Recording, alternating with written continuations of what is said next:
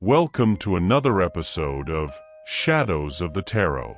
Monica sat across from Elise, her hands trembling slightly as she placed them on the table.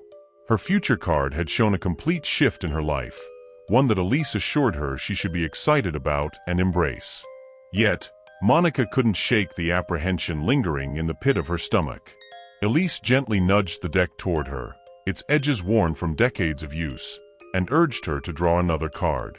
"Take your time," Elise said softly, her voice calm and reassuring.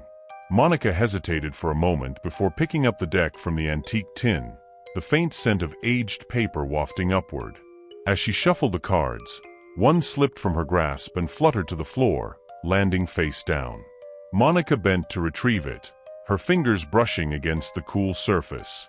"This must be the one," she said with quiet certainty, turning it over. "It's chosen me." She handed the card to Elise, who took it without a word, her expression unreadable. The card Monica had chosen was the devil. Elise held the card for a long moment, her gaze scanning its intricate details. The shadowy figure loomed large on the card. Her brow furrowed slightly as she inhaled deeply. "The devil," Elise began, her tone measured and steady, "is not a card to fear, but one to learn from. It's a reminder not to allow people to walk all over you. Self-respect is key, Monica. You need to prioritize yourself, to follow your inner passions and ambitions if you want to achieve your goals." Monica leaned forward, her heart thudding in her chest as Elise continued. "But it also speaks of your darker side," Elise said, her voice dropping slightly, "and the forces, internal or external, that hold you back, keeping you from reaching your full potential." Elise paused, her eyes meeting Monica's. "Is there someone controlling in your life? Someone who makes you feel trapped or powerless?" Monica's throat tightened. She hesitated, then nodded, her voice barely above a whisper. "Yes," she admitted. "There is someone like that. But it's complicated. I feel stuck, like I'm caught between a rock and a hard place." Elise nodded knowingly, her gaze softening. "The card is speaking to you for a reason," she said. "You have choices, even when it feels like you don't. But it starts with you believing you deserve better." Monica swallowed hard, Elise's words hitting her with the weight of truth she wasn't ready to face but couldn't deny. When Monica was growing up, her parents had always told her there was something wrong with her. "You're special," they would say, but not in a kind or encouraging way. The words carried a weight of judgment that made Monica feel small and inadequate. They didn't send her to school, insisting she wouldn't be able to keep up with the other children. "You're too slow," her mother would say with a sigh, brushing Monica's hair roughly as she tied it into tight ponytails or plaited braids. "It's not your fault you were born this way. You just wouldn't understand the work, and the children would only tease you." Her father would nod in agreement, his voice gruff but final. "You're better off here with us. The world out there is too harsh for someone like you." As Monica grew older, her parents kept her dressed in clothes that were far too young for her. Flouncy dresses with bright prints, socks with frills, and shoes with straps that clicked against the floor like a child's. She hated it, but she didn't know any different. She'd watch the children in the neighborhood playing together, laughing as they rode their bikes or played games in the street, but her parents always discouraged her. "They wouldn't accept you," her mother warned. "They'd laugh at you, Monica. You're better off staying here where it's safe." And so, Monica shied away from people, shrinking into the confines of the world her parents had created for her. The only person who ever seemed to notice her was Margie, the elderly neighbor across the road. Margie would smile and wave every time Monica peeked out the window, her kind eyes crinkling at the edges. One day, Margie knocked on their door. She explained to Monica's parents that she had recently had an operation on her hand and couldn't tend to her garden. "I was wondering," Margie began, her voice warm but firm, "if Monica might like to give me a hand. It's just some light work, pulling weeds, watering the plants." Monica's mother laughed at the suggestion, waving a dismissive hand. "Monica? Gardening? I don't know what help she'd be. She doesn't know much, bless her." But Margie was insistent, her tone growing sharper. "I can show her what to do." It's not difficult, and I'd appreciate the company. Reluctantly, Monica's parents agreed, and for the first time in her life, Monica found herself stepping beyond the boundaries of her house and into Margie's garden. At first, she was nervous, unsure of herself as Margie handed her a pair of gloves and a small trowel. But Margie was patient, showing her how to pull up weeds and loosen the soil around the flowers. The sunlight warmed Monica's face, and for the first time, she felt a sense of accomplishment as she looked at the tidy flower beds they'd worked on together. After a few days of helping in the garden, Margie invited Monica inside for lunch. The small, cozy kitchen smelled of fresh bread and soup, and Monica marveled at how different Margie's house felt compared to her own. As they sat at the table, Margie studied Monica carefully. "Monica," she began gently, "how old do you think you are?" Monica blinked, startled by the question. "I'm just a little girl," she said with a laugh. "My mom says I have a condition, so I won't grow up like other kids." Margie's face tightened slightly, but she kept her voice calm. "Monica, I've lived in this neighborhood a long time. I remember when your parents brought you home from the hospital.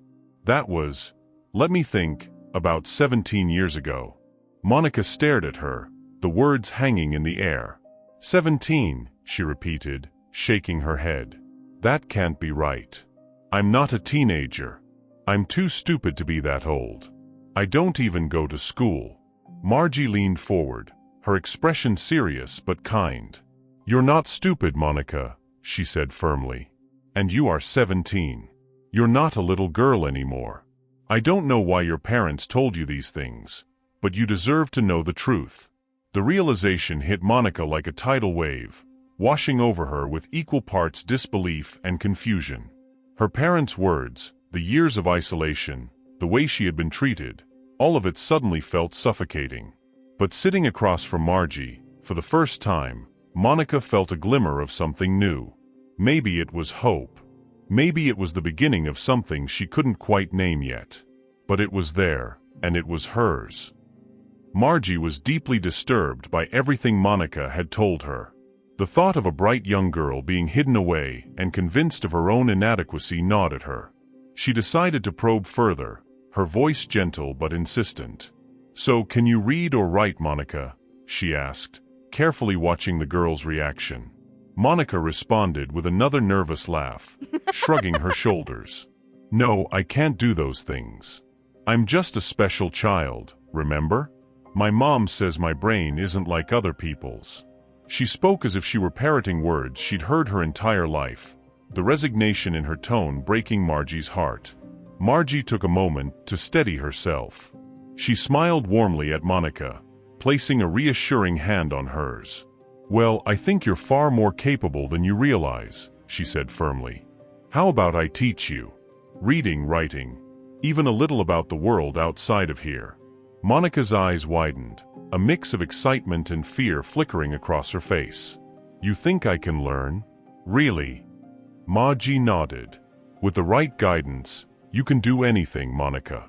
I promise." A few weeks later, Margie's hands had healed from her operation, and Monica's parents told her she wouldn't need to visit Margie anymore. They even mentioned that Margie had said Monica was becoming a nuisance, though Monica knew this was a lie. It was clear her parents were trying to sever the connection between them, perhaps fearing that Margie's influence was beginning to unravel the tightly controlled narrative they had built around Monica. Monica, however, had grown attached to Margie. She liked their conversations, how Margie treated her like an equal and not a child to be coddled or dismissed. So one night, she made a bold decision. She waited until her parents had gone to bed, climbed out of her window, and hurried across the road to Margie's house. She knocked softly on the door, her heart pounding. Margie appeared in the window, her expression initially startled, then understanding. She gestured for Monica to go around to the back door. Confused but obedient, Monica did as she was told. When Margie let her in, Monica asked, "Why the back door? Why not just let me in the front?" Margie hesitated, choosing her words carefully. "Because your parents might see you, and if they do, they'll try to stop you from coming here. For now, we need to keep this between us, okay?" Monica nodded, sensing the seriousness in Margie's tone. From that night on, their secret lessons began. Margie started with the basics, teaching Monica to read and write. They spent hours at the kitchen table, Margie patiently guiding Monica through books, writing exercises, and simple arithmetic. Though the progress was slow at first, Monica was determined, and Margie marveled at how quickly she picked things up once she began to believe in herself. But Margie didn't stop at academics. She introduced Monica to the internet, showing her social media platforms, fashion blogs, and videos. Monica was astonished at the world she had been shielded from. For the first time, she saw girls her age wearing stylish clothes, doing their hair and makeup, and living lives so vastly different from her own. Margie decided to take it a step further. She helped Monica pick out clothes that suited her age, doing her hair and makeup to reflect the young woman she truly was. When Monica looked in the mirror, she gasped. She barely recognized the reflection staring back at her. Is that me?" she whispered, touching her face as if to confirm it was real. "It's you," Margie said, smiling. "This is who you've always been, Monica. You just haven't been allowed to see it." Monica's face fell slightly, a shadow of doubt creeping into her expression. "Why would my parents do this to me?" she asked quietly. "Why would they lie to me my whole life?" Margie hesitated, unsure how much to say. Finally, she spoke carefully. "I can't say for certain, Monica. But I do know they went through something very painful years ago. They lost their first child, a toddler. It was a terrible accident. He was playing in the driveway when a car reversed and, well..." Monica stared at her, stunned. "They had another child?" she asked, her voice barely audible. Margie nodded. "Yes. I remember it clearly. But they've never spoken of him, have they?" Monica shook her head. "No. There are no photos. Nothing. I didn't even know." Margie sighed, her heart aching for the girl in front of her. Sometimes, people deal with grief in ways that don't make sense. Maybe their pain made them overly protective of you, or maybe it caused them to hold on too tightly.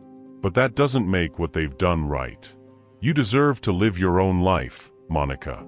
And I'm here to help you." For the first time, Monica felt a flicker of hope. She didn't have all the answers yet, but she was beginning to see that her life could be different, that she could be different. And she wasn't alone anymore.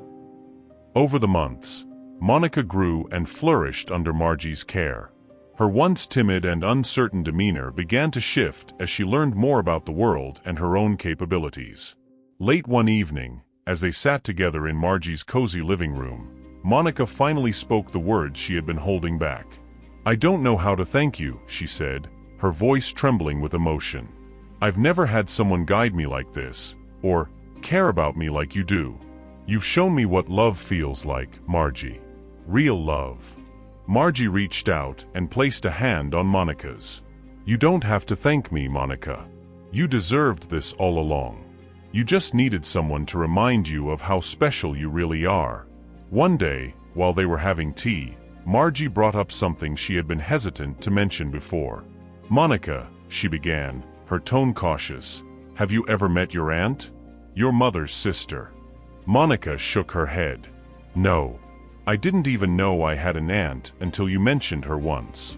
My parents never talk about her." Margie nodded thoughtfully. "Well, I think it's time you met her. I've already reached out, and she's eager to meet you. She had no idea what's been going on all these years. Your parents have been estranged from her for a long time. She wants to help you, Monica. She's even offered for you to come live with her." Tears filled Monica's eyes. "She did? Why would she do that for me? She doesn't even know me." "Because family doesn't end, no matter the distance or time," Margie said gently.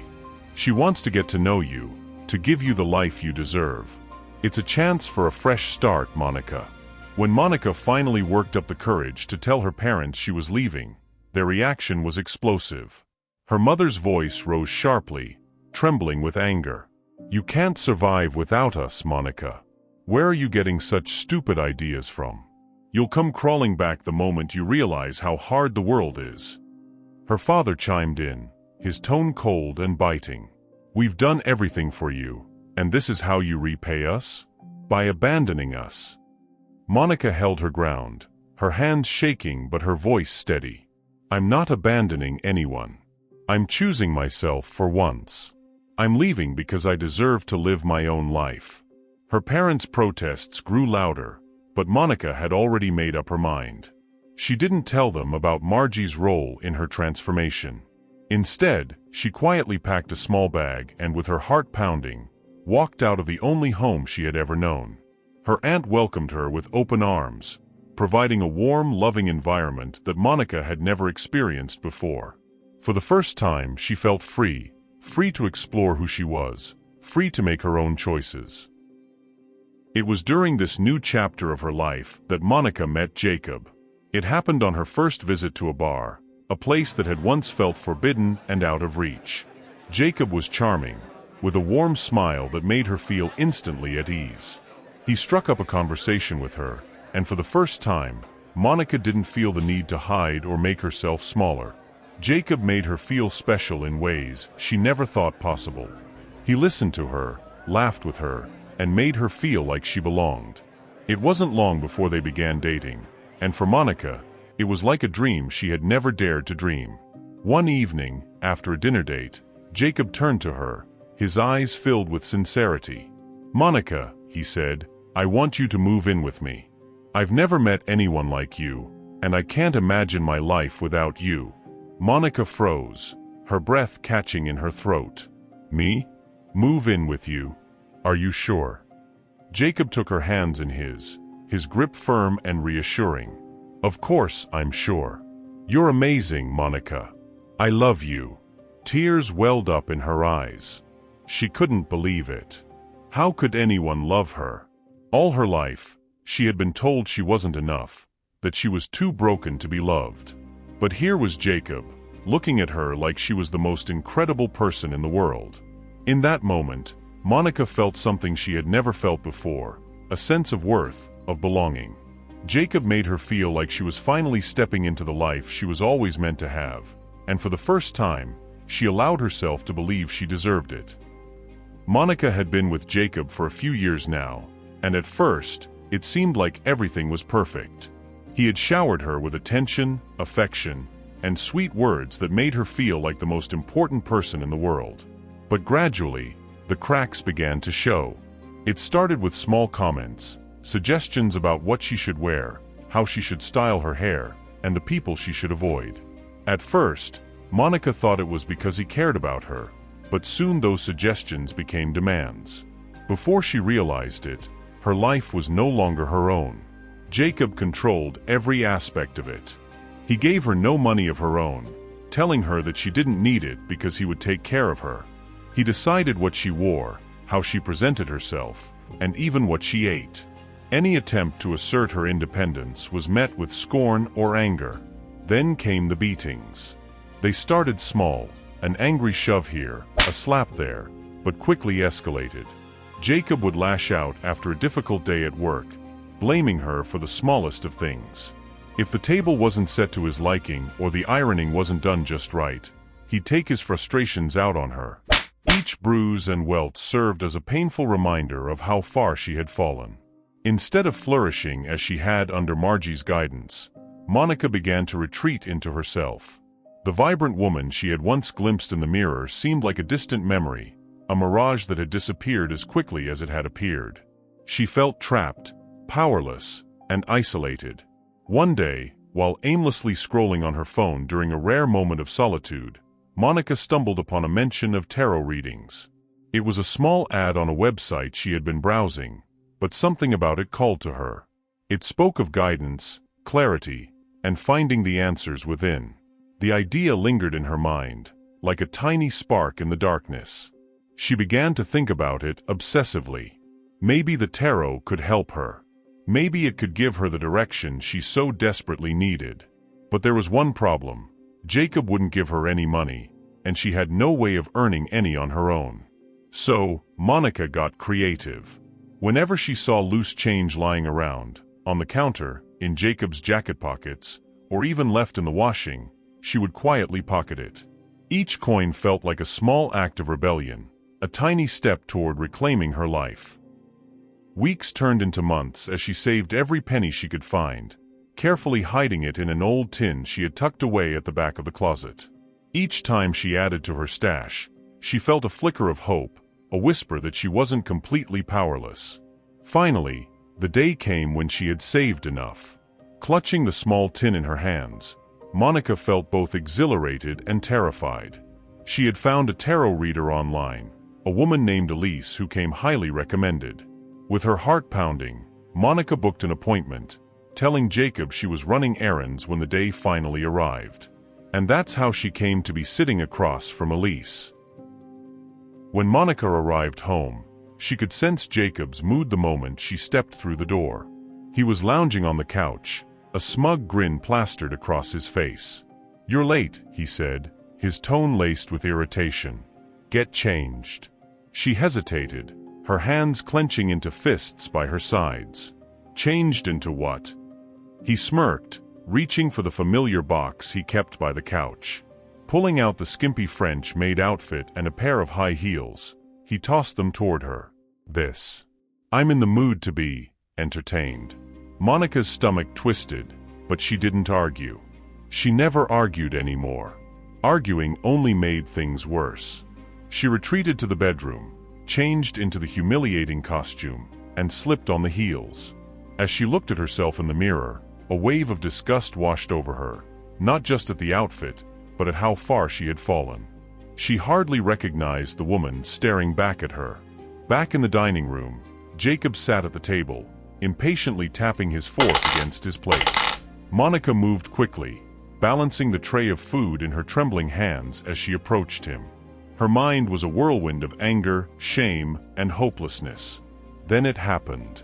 Her heel caught on the edge of the rug, and she stumbled. The tray tilted, and the food tumbled off, spilling across the table and into Jacob's lap. For a moment, there was only silence. Jacob rose slowly, his face turning a deep shade of red.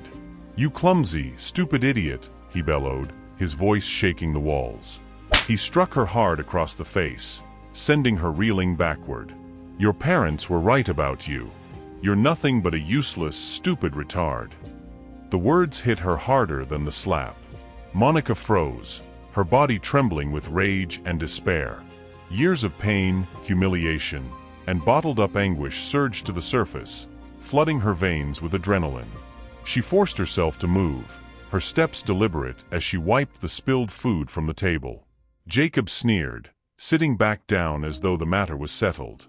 "Clean it up, and maybe I won't throw you out like the trash you are," he spat. Monica didn't respond. Her mind was strangely calm, her focus narrowing to a single burning point. She walked to the stove, where the fry pan still simmered with grease. Grabbing it firmly by the handle, she turned back toward Jacob. "About time," he said, not bothering to look up. Monica moved closer, her grip tightening on the fry pan. She stopped beside him, holding it as though she were offering him another plate. "Here," she said softly.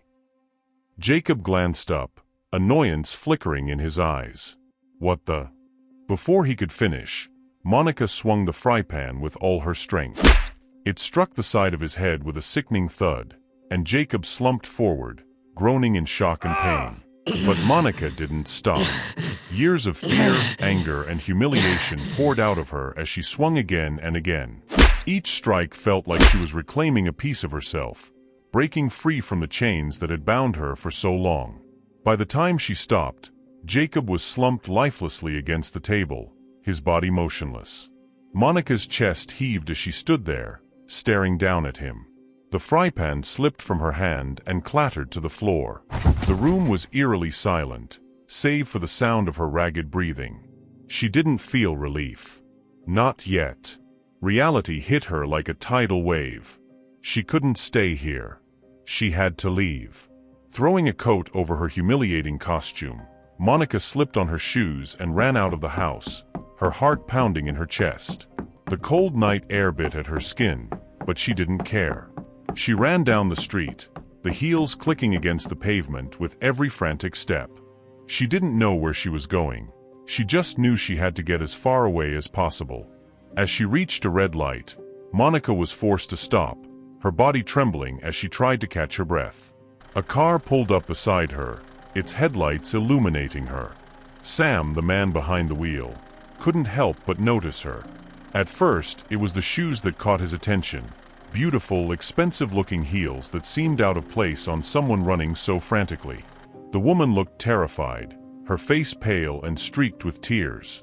She glanced around nervously, as though she were being chased. Sam rolled down his window, his brow furrowed. "Hey miss, are you okay?" he called out. But Monica kept running. Sam's heart raced as he drove slowly down the street, scanning every corner, every shadow. The image of Monica, teary-eyed, and her legs streaked with what he was certain was blood, played over and over in his mind. He couldn't get her out of his head. Those legs, those shoes, and the hint of danger that only added to her allure. She wasn't just a girl in distress. She was a prize waiting to be claimed. As he turned a corner, his headlights caught a flash of movement. There she was, running again, her coat flapping behind her as if she were trying to outrun the night itself. And there, as if fate had laid it out for him, was a dumpster. A convenient spot. Sam pulled into the nearest parking lot and got out, his heart pounding with both excitement and the thrill of the hunt.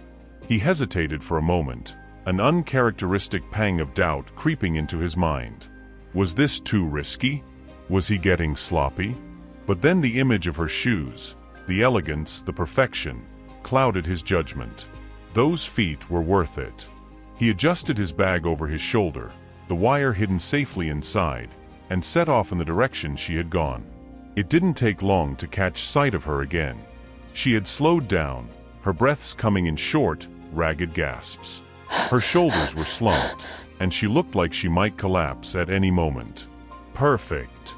Sam quickened his pace, his face carefully arranged into an expression of concern. "Hey," he called out, his voice soft and reassuring. "Are you okay? You look like you need some help." Monica froze, her body stiffening as she turned to look at him. Her eyes were wide, filled with a mixture of fear and exhaustion. She seemed to weigh her options, but ultimately she nodded, too drained to refuse. Sam reached into his bag and pulled out a bottle of water. "Here," he said, holding it out to her with a friendly smile. "You look like you could use this." Monica hesitated for a moment before taking the bottle. Her hands trembled as she unscrewed the cap and took a sip. Sam watched her closely, his eyes flicking down to her shoes. The sight of them, scuffed from running but still elegant, made his pulse quicken. "Rough night?" he asked, keeping his tone light and conversational. Monica gave a weak laugh, her voice barely above a whisper. "You could say that." Sam crouched down as if to tie his shoe, but in reality, he was adjusting the wire hidden in his bag, ensuring it was ready. "You know," he said, standing back up, "I don't live far from here. If you need a place to rest for a bit, you're more than welcome." Monica shook her head, her exhaustion evident. "No, I just need to keep going." Sam feigned a disappointed sigh. "At least let me make sure you're okay." As he spoke, he deliberately fumbled with his phone, letting it drop to the ground. "Oops," he said with a chuckle, bending down to retrieve it. And then, in one swift motion, he pulled the wire from his bag and slipped it around Monica's neck. Her eyes widened in shock, her hands clawing at the wire as it tightened. She tried to scream, but the sound came out as a choked gasp. Her body twisted and struggled, but she was too weak, too drained from the night's events to put up much of a fight. Sam gritted his teeth, his grip on the wire steady as he leaned in close. "Shoo," he whispered, his voice disturbingly calm. "It'll all be over soon." Monica's vision blurred, her strength fading with every passing second. Tears streamed down her face as she realized that this was the end. She had fought so hard to escape the prison of her past, only to fall into the hands of another monster. And then, everything went dark. Sam let out a deep breath, releasing the tension in his shoulders as he loosened the wire and let Monica's lifeless body slump to the ground. For a moment, He simply stood there, staring down at her. She looked almost peaceful now, as though she had finally found some semblance of relief. He crouched down, his hands trembling with excitement as he reached for her shoes. Carefully, almost reverently, he slipped them off her feet, holding them up to admire them in the faint glow of the streetlight. "Perfect," he murmured to himself, a satisfied smile spreading across his face. Glancing around to ensure no one was watching, Sam hoisted Monica's body over his shoulder and carried her toward the dumpster. Sam couldn't help but feel a surge of satisfaction. This had been a risk, yes, but it had been worth it. Those shoes, those feet, were a prize unlike any other, and he couldn't wait to add them to his collection. Sam worked with precision, the thrill of his twisted ritual overriding any sense of caution. He had just severed Monica's first foot and was carefully placing it into his bag, admiring its delicate form, when a sound pierced the quiet of the laneway. Footsteps. A voice calling out, "Hey, what are you doing there?" Sam's head snapped up, his heart hammering in his chest. A man was approaching from the other end of the alley, his silhouette growing clearer with each step. Sam froze, his mind racing.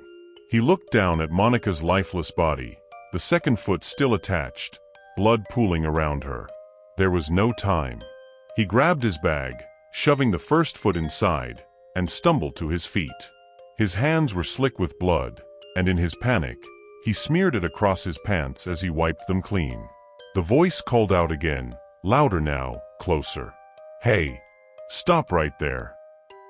Sam turned and bolted, his shoes slapping against the pavement as he ran toward his car parked a block away. The weight of the bag thumped against his side with each stride, the gruesome trophy inside a reminder of how quickly this had gone wrong. Sliding into the driver's seat, Sam slammed the door and started the engine, his hands trembling as he gripped the wheel. His breath came in short, frantic gasps. What the hell just happened? He'd never been this careless before. He hadn't disposed of the body. He hadn't finished the job. And worst of all, he hadn't worn gloves. He looked at his hands, now smeared with dried blood, and cursed under his breath. "Idiot," he muttered, hitting the steering wheel. He had left prints, DNA, evidence that could lead them straight to him. This wasn't just a mistake, this was catastrophic. Meanwhile, back in the alley, Eddie was one of the first officers on the scene. The flashing red and blue lights cast eerie shadows against the brick walls, illuminating the horror in front of him. He approached cautiously, his partner holding a flashlight steady as they surveyed the scene. The sight was grotesque. Monica's body lay crumpled near the dumpster, one foot missing, the other barely hanging on. Blood spattered the pavement, telling a chaotic story of what had transpired. Eddie squatted down, pulling on a pair of gloves, and grimaced. "What the hell is this?" he muttered, more to himself than anyone else. "Who the fuck takes a foot?" His partner, Rodriguez, let out a low whistle as he scanned the area with the flashlight. "Sick bastard," he said, shaking his head. This wasn't just a murder. This was something else. Something personal. Eddie leaned in closer, careful not to disturb the scene. The precision of the cut on the severed foot caught his attention. Whoever had done this hadn't just hacked at the body in a frenzy. This was deliberate. Methodical. "Get the text down here," Eddie called out to another officer. "I want prints, fibers, everything. There's no way someone does this and doesn't leave a trail." As the crime scene was taped off and evidence was meticulously collected, Eddie's mind raced. This wasn't his first homicide, but it was easily one of the strangest. A missing foot. Why? What kind of person would do something like this? He stood up, glancing around the alley. It was quiet now, the only sounds the distant hum of the city and the murmur of officers coordinating their efforts. But Eddie couldn't shake the feeling that whoever had done this was still close by, watching. "This one's gonna haunt me," he muttered, stepping back as the forensic team moved in. Back in his car, Sam sat in the driver's seat, staring blankly at the blood-streaked bag beside him. His mind raced with thoughts of what to do next. He needed to clean up, to get rid of the bag, to figure out how to cover his tracks. But for the first time in years, he felt fear creeping in, an unfamiliar and unwelcome sensation. He gripped the steering wheel tighter, his knuckles white. This wasn't over. Not by a long shot. But he'd made one crucial mistake. He had underestimated how much chaos one misstep could unleash. And now, Eddie and his team were on his trail. Remember to like, subscribe, and share to others, so you don't miss an episode.